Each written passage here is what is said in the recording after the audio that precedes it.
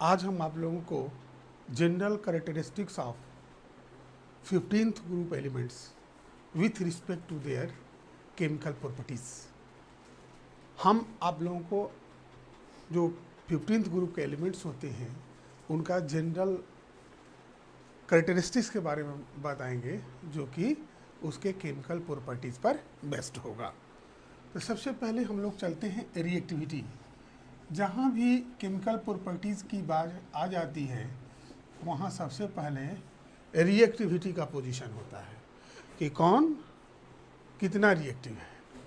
तो हम लोग देखते हैं 15th ग्रुप में कि नाइट्रोजन के बीच ट्रिपल बॉन्ड होता है, लेकिन phosphorus P4, AS4, SB4, Bi4 कहने का मतलब होता है कि ये सिंगल बॉन्ड के द्वारा जुड़े रहते हैं और इसमें क्या होता है, ट्रिपल बॉन्ड होता है।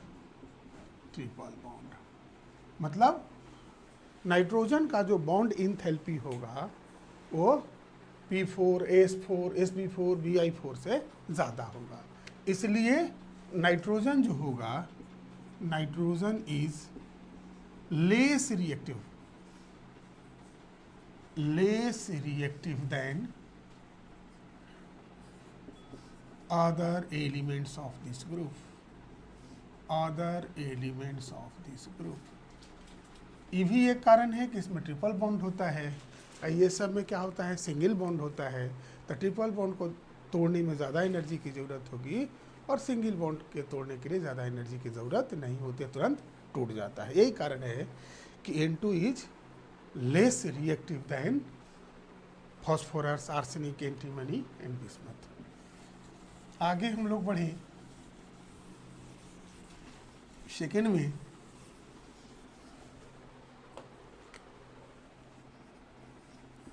Reactivity towards hydrogen.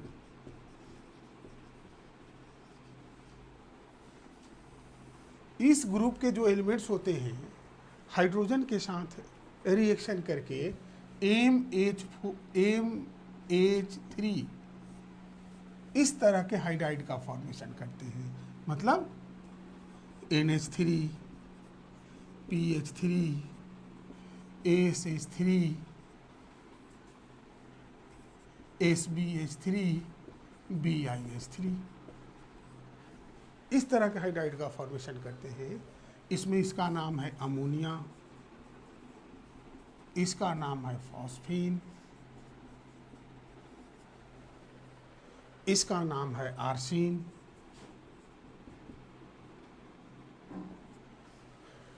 इसका नाम है एस्टिबाइन और इसका नाम है बिस्मेथाइन।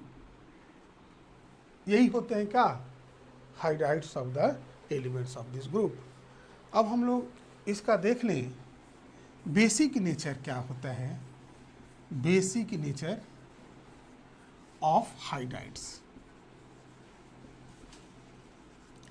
तो हम लोग क्या देखते हैं, बेसिसिटी जो ये हाइड्राइड्स का डिपेंड करता है the capacity to donate lone pair of electrons.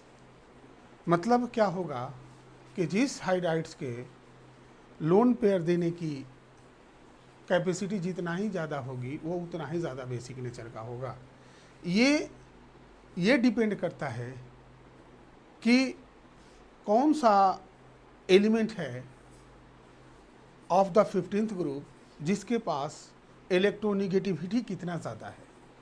जिसका जितना अधिक ज़्यादा इलेक्ट्रोनिगेटिविटी होगा, लोन पेयर का कंसंट्रेशन उतना ही ज़्यादा होगा उस एलिमेंट पर, और जिसके कारण इलेक्ट्रॉन का डिफ्यूज़न नहीं होगा और आराम से उसका कंसंट्रेशन उस एलिमेंट पर ज़्यादा होगा और इजीली क्या करेगा, वो लोन पेयर को किसी को दे सकता है। इसलिए हम लोग ऐसा चलेंगे कि जिस एलिमेंट का हाइड्राइड्स में एलिमेंट का इलेक्ट्रोनिगेटिविटी जितना ही ज़्यादा रहेगा वो उतना ही ज़्यादा बेसिक नेचर का होगा। इस आधार पर हम लोग कह सकते हैं कि ये जो है अमोनिया सबसे ज़्यादा बेसिक होगा with respect to other hydrides. कारण है कि नाइट्रोजन का जो इलेक्ट्रोनिगेटिविटी सबसे ज़्यादा होता है और विस्मत का सबसे कम होता है। तो सबसे कम होने के कारण ये क्या होगा, अमोनिया सबसे ज़्यादा बेसिक नेचर का होगा और बेसिसिटी, और BiH3 होगा वो सबसे कम बेसिक नेचर का होगा। अब हम लोग बी में पढ़ेंगे।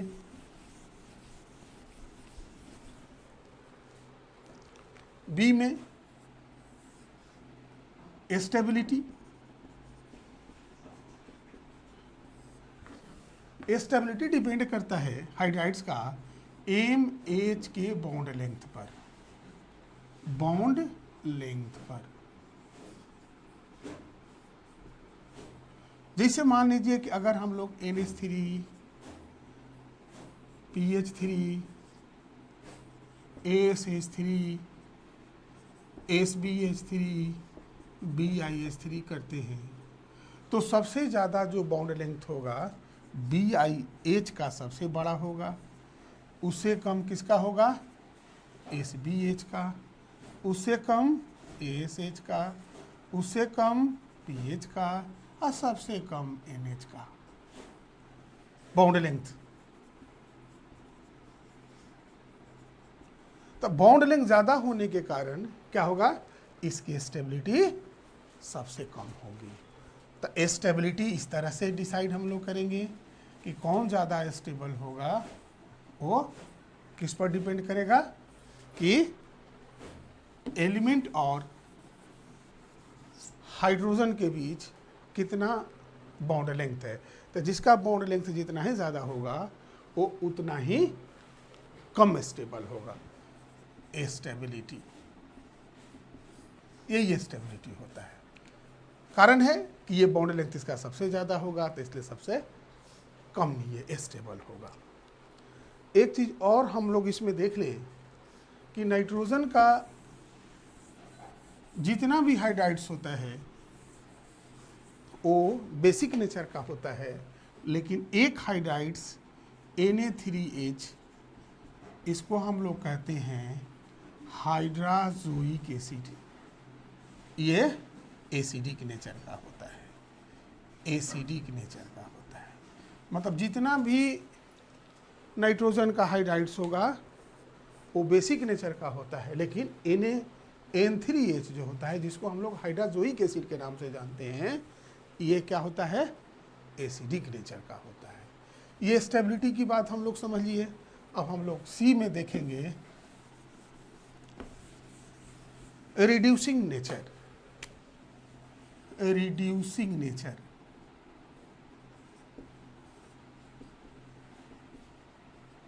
रिड्यूसिंग नेचर का मतलब होता है कि कौन कितना आसानी से हाइड्रोजन को दे देता है, और ये डिपेंड करता है कि एलिमेंट और हाइड्रोजन के बीच कितना बॉन्ड लेंथ है।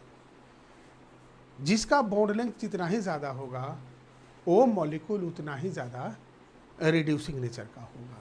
तो हम लोग रिड्यूसिंग प्रॉपर्टी अगर हम लोग को ये करना होगा, डिसाइड करना होगा, तो हम लोग क्या करेंगे कि सबसे ज़्यादा BiH3, उसमें कम SBH3, उससे कम ASH3, सबसे कम NH3 होगा। ये क्या होगा, रिड्यूसिंग प्रॉपर्टी। रिड्यूसिंग प्रॉपर्टी मतलब जिसका हाइड्राइड जितना कम स्टेबल होगा वो उतना ही ज़्यादा रिड्यूसिंग नेचर का होगा। तो हम लोग क्या कह सकते हैं कि BiH3 जो है सबसे ज़्यादा रिड्यूसिंग प्रॉपर्टी होगा और NH3 का रिड्यूसिंग प्रॉपर्टी सबसे कम होगा। अब हम लोग आगे बढ़ें।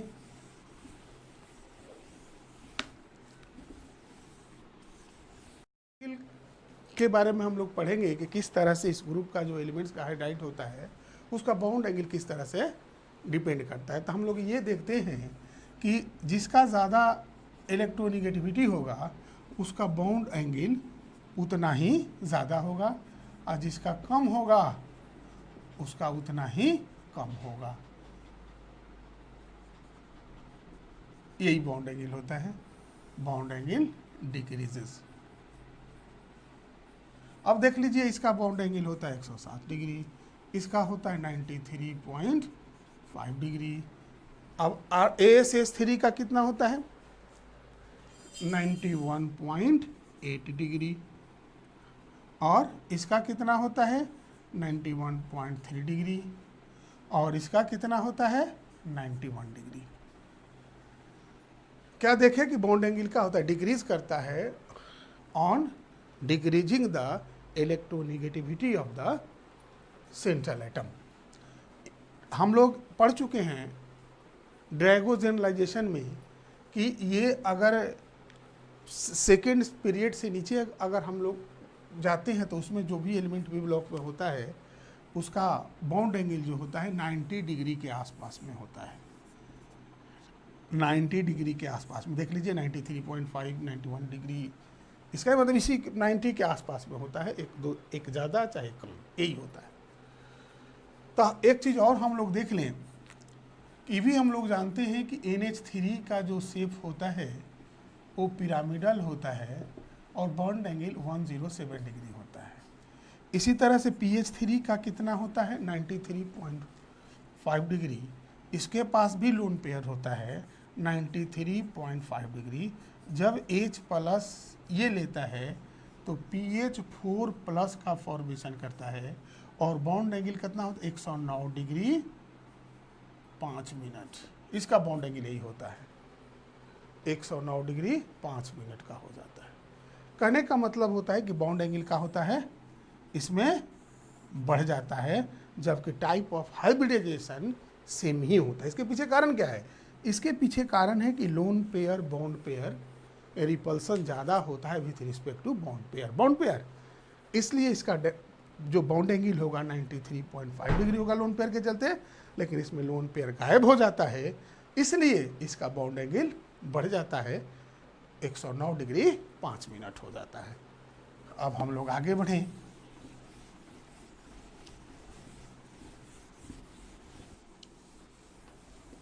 अब हम लोग और देखें solubility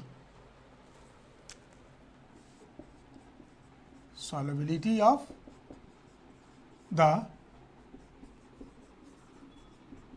hydrides of 15th group elements. हम लोग क्या देखते हैं कि अमोनिया ये जो होता है यही पानी में सॉल्युबल होता है। Ammonia is soluble in water,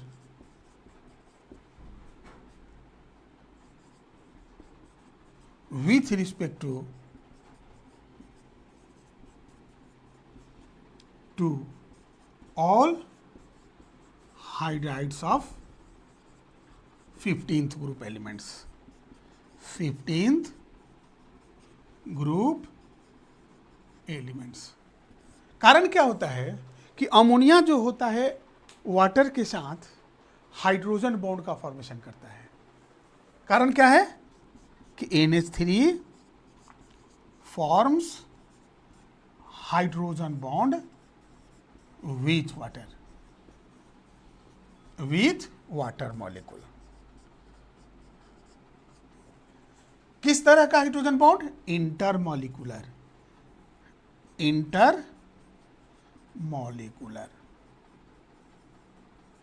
ये क्या करता है, इंटरमॉलिक्यूलर हाइड्रोजन बॉन्ड का फॉर्मेशन करता है वाटर के साथ, इसलिए अमोनिया पानी में सॉल्युबल होता है।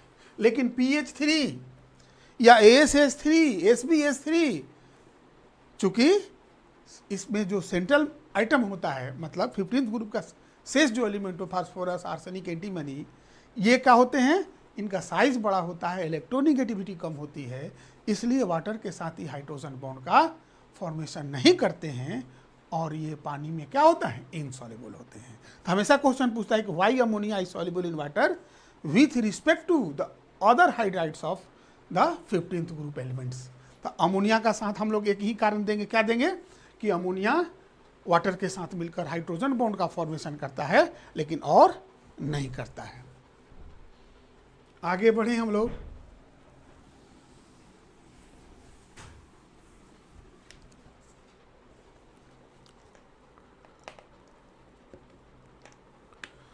अब हम लोग एक चीज और देख लें, बॉइलिंग पॉइंट। बॉइलिंग पॉइंट, तो बॉइलिंग पॉइंट में हम लोग क्या देखते हैं कि BiH3 SbH3 NH3 ASH3 और PH3, यही बॉइलिंग पॉइंट इस तरह से इंक्रीज करता है।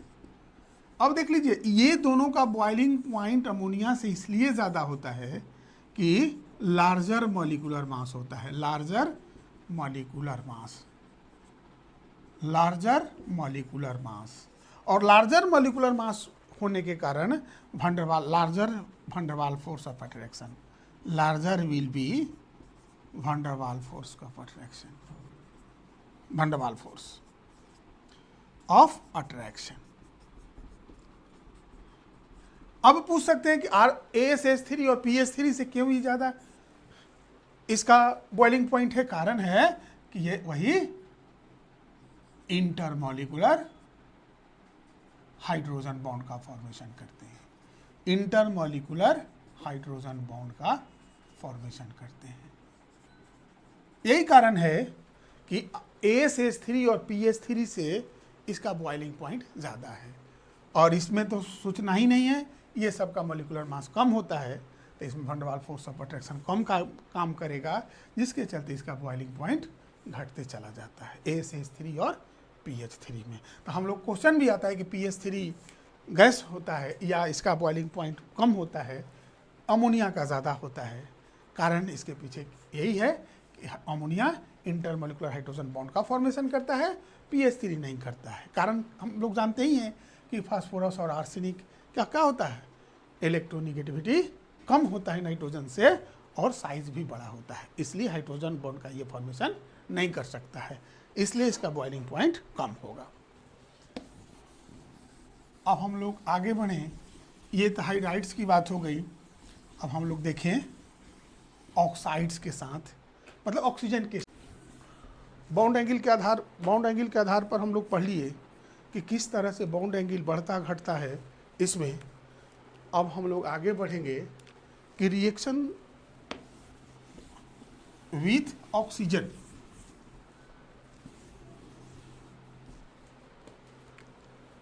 रिएक्शन विथ ऑक्सीजन,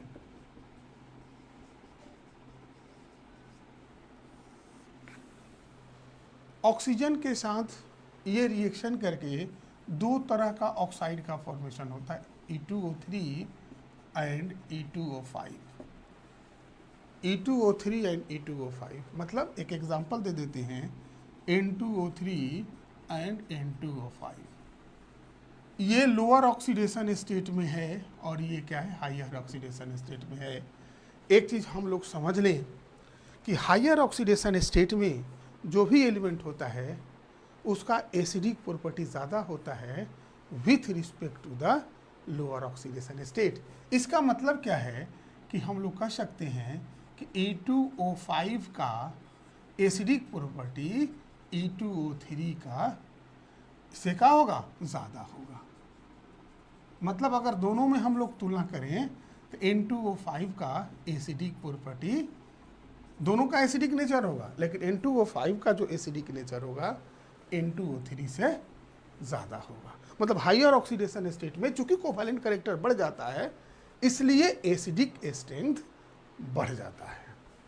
अब हम लोग एक चीज़ और देखें कि जैसे माने कि N2O3 हम लोग करते हैं, P2O3 हम लोग करते हैं, AS2O3 करते हैं, SB2O3 करते हैं, Bi2O3 करते हैं।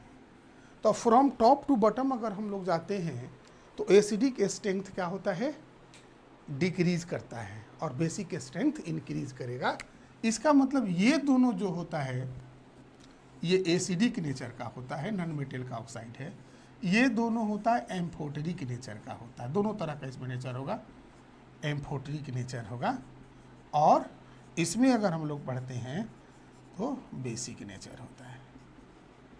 लेकिन हायर ऑक्सीडेशन स्टेट में जो भी होगा वो क्या होगा, एसिडिक होगा। फ्रॉम टॉप टू बॉटम जाते हैं तो इसके एसिडिक स्ट्रेंथ क्या होता है, डिक्रीज करता है। जैसे मान लीजिए N2O5 P2O5, या ऐसे कर देते हैं P4O10 डबल इसका, AS4O10, SB4O10, Bi4O10, ये जो होगा उसका एसिडिक स्ट्रेंथ क्या होता है, इंक्रीज करता है, सॉरी डिक्रीज करेगा फ्रॉम टॉप टू बॉटम। और बेसिक स्ट्रेंथ क्या होता है, इंक्रीज करता है। यही होता है ये एलिमेंट का जो ऑक्साइड होता है उसका एसिडिक एंड बेसिक नेचर। एक चीज़ और हम लोग देख लें, NO और N2O, ये दोनों नाइट्रोजन का जो ऑक्साइड है वो न्यूट्रल होता है। हमेशा एग्जामिनेशन में पूछता है ये कि कौन सा ऑक्साइड जो है नाइट्रोजन का एसिडिक नेचर का है, कौन बेसिक का है, कौन न्यूट्रल है। तो ये दोनों क्या होता है, नाइट्रिक ऑक्साइड और नाइट्रस ऑक्साइड दोनों न्यूट्रल नेचर का होता है। और न्यूट्रल नेचर के होने के कारण ये क्या होता है कि नहीं बेस के साथ रिएक्शन करेगा, नहीं एसिड के साथ रिएक्शन करेगा। एक चीज़ और हम लोग समझ लें कि N2O जो होता है नाइट्रस ऑक्साइड होता है, इसको हम लोग लाफिंग गैस भी कहते हैं। इसका इस्तेमाल एनेस्थेसिया के रूप में भी होता है। नाइट्रस ऑक्साइड का इस्तेमाल कहाँ होता है, एनेस्थेसिया के रूप में भी होता है। और इसको हम लोग लाफिंग गैस के नाम से जानते हैं। शेष हम लोग जो नाइट्रोजन का ऑक्साइड्स होगा उसका स्ट्रक्चर, किस तरह से उसका बनाने का प्रोसेस है, हम लोग बाद में पढ़ेंगे, टॉपिक में जब आएंगे तब। अब हम लोग रिएक्टिविटी टुवर्ड्स हेलोजन पढ़ने जा रहे हैं।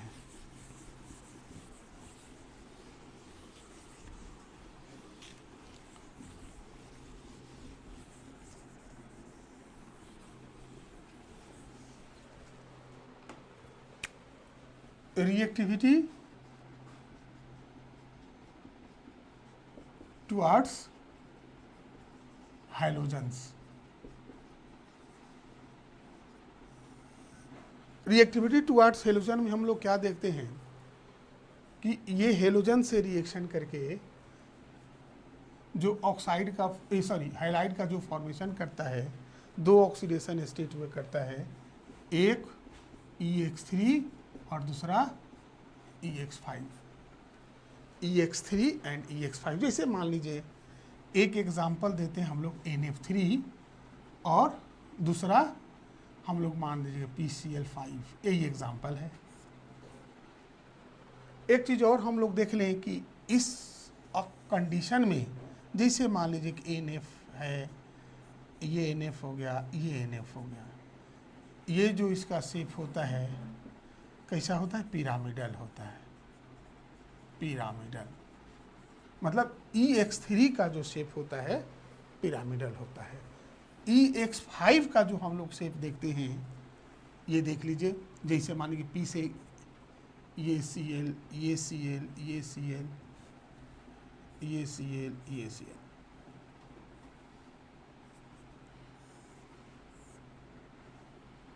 नीचे Cl,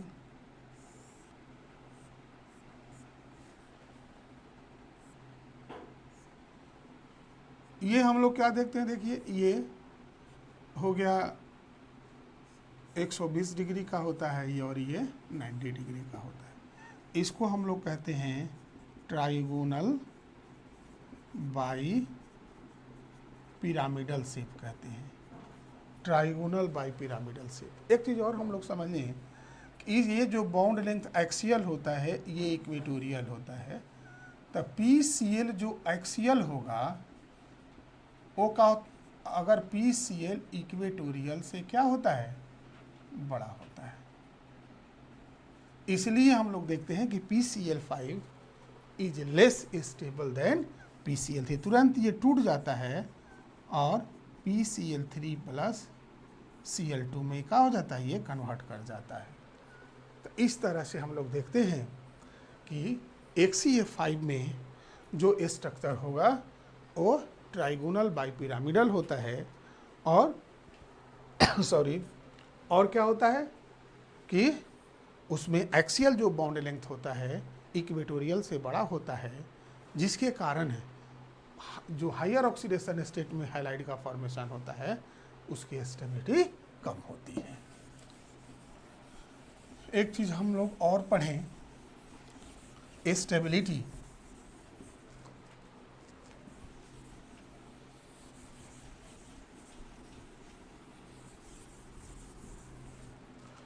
जैसे मान लीजिए कि हम लोग पढ़ते हैं NF3, NF3, NCl3, NBr3, NI3। अब ये चारों में कौन ज़्यादा स्टेबल है? तीनों ट्राई हैलाइड्स ऑफ नाइट्रोजन है। तो हम लोग ये देखते हैं कि Ni का जो बॉन्ड का फॉर्मेशन करता है, आयोडीन का साइज बड़ा होता है, जिसके कारण स्टेरिक हिंडेंस ज़्यादा होगा। स्टेरिक हिंडेंस ज़्यादा होने के कारण क्या होगा? उसकी स्टेबिलिटी कम होगी। तो ये होता है स्टेबिलिटी। स्टेबिलिटी सबसे ज़्यादा स्टेबल NF3 होगा, सबसे कम NI3 होगा। तो हम लोग ये देख लिए कि ये नाइट्रोजन का जो फ्लोराइड, क्लोराइड, ब्रोमाइड, आयोडाइड होता है, सबसे ज़्यादा स्टेबल कौन होता है, सबसे कम कौन होता है। और हम लोग एक चीज़ और देख लें कि कभी कभी क्वेश्चन पूछता है कि PCl5 का फॉर्मेशन संभव है लेकिन NCl5 का फॉर्मेशन संभव नहीं है। ऐसा क्यों? इसके पीछे कारण होता है कि p ऑर्बिटल में वाइकेंट d ऑर्बिटल होता है, वाइकेंट d ऑर्बिटल होता है, और इसमें क्या होता है? वाइकेंट d ऑर्बिटल एब्सेंट रहता है, वाइकेंट d ऑर्बिटल एब्सेंट होता है, जिसके कारण ये अपनी कोवैलेंसी को 5 नहीं कर सकते हैं नाइट्रोजन। लेकिन फास्फोरस के पास वाइकेंट d ऑर्बिटल होता है, जैसे हम लोग लिखते हैं 3s2 3p3 3p 3d। 3D में ये जो देखते हैं 5 होता है ऑर्बिटल, ये कहाँ रहता है? ये कहाँ रहता है? खाली रहता है 3D। तो इसमें क्या होगा? 3s2 से, मतलब देख ही लीजिए, इसको ज़्यादा बढ़िया है।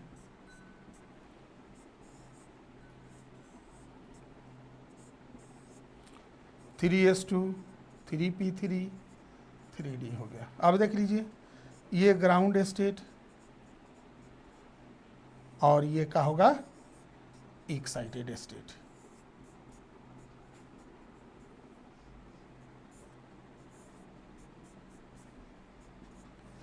ये 5 इसका कोवैलेंसी हो जाएगा, 1 2 3 4 5। तो मतलब ये PCl5 का फॉर्मेशन कर सकता है, लेकिन इसके पास 2D होता ही नहीं है कि n बराबर 0, अगर n बराबर 2 है तो l बराबर 0 1 होगा, मतलब s और p ऑर्बिटल ही होगा, d ऑर्बिटल की पॉसिबिलिटी नहीं है, इसलिए NCl5 का फॉर्मेशन संभव नहीं होता है। अब एक हम लोग पढ़ें कि पूरा जितना एलिमेंट्स इस ग्रुप का है वो हैलाइड का फॉर्मेशन करता है, तो उसमें BF3 यही केवल आयनिक होता है, याद रखिएगा। BF3 ही केवल आयनिक नेचर का होता है, और जो होता है वो क्या होगा? कोवैलेंट नेचर का होगा। Only BF3 is ionic in nature, और शेष जो हैलाइड्स होता है वो क्या होता है? कोवैलेंट नेचर का होता है। अब हम लोग एक इसी का हैलाइड का हाइड्रोलाइसिस के बारे में हमेशा क्वेश्चन पूछ देता है, कौन कौन हाइड्रोलाइसिस किसका संभव है, किसका नहीं है। Hydrolysis of the highlights of 15th group elements. इसके लिए एक कंडीशन होता है, कंडीशन होता है कि चाहे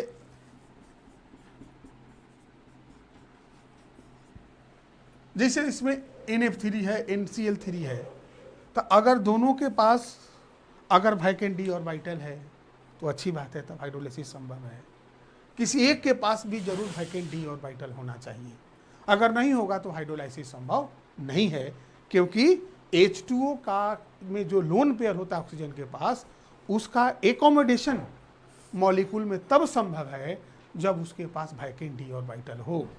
अगर वैकेंट डी ऑर्बिटल नहीं रहता है तो लोन पेयर जो होता है ऑक्सीजन पर इन H2O मॉलिक्यूल, उसका एकोमोडेशन संभव नहीं है, इसलिए उसका हाइड्रोलाइसिस संभव नहीं होता है।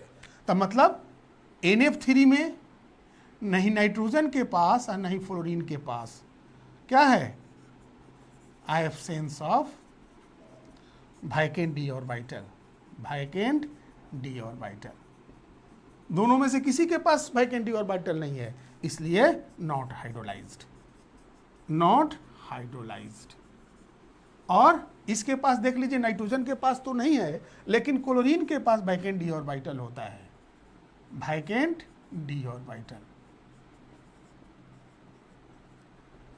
प्रेजेंट रहता है, इसलिए इट इज हाइड्रोलाइज्ड, हाइड्रोलाइज्ड। हमेशा क्वेश्चन पूछता है कि NCl3 या PCl3 या SbCl3 सारा का हाइड्रोलाइसिस संभव है, लेकिन NF3 का हाइड्रोलाइसिस संभव नहीं होता है। एक रिएक्शन भी हम दिखा देते हैं आप लोगों को कि NCl3 का अगर हाइड्रोलाइसिस होगा तो क्या बनेगा। जैसे NCl3 है, इसका अगर हम लोग हाइड्रोलाइसिस करते हैं तो अमोनिया बनेगा, आगे काम भी करेगा हम लोग, और 3HOCl आगे हम लोग के लिए काम करेगा, अमोनिया के प्रोडक्शन में भी ये काम करता है। तो हाइड्रोलाइसिस जब हुआ NCl3 का तो NH3 प्लस HOCl का फॉर्मेशन हुआ। इसी तरह से PCl3 का भी हाइड्रोलाइसिस हो जाएगा, क्योंकि फास्फोरस और क्लोरीन दोनों के पास वैकेंट डी ऑर्बिटल होता है, लेकिन NF3 के हाइड्रोलाइसिस संभव नहीं है। अब एक लास्ट केमिकल प्रॉपर्टीज, इसका जो होता है हम लोग पढ़ने,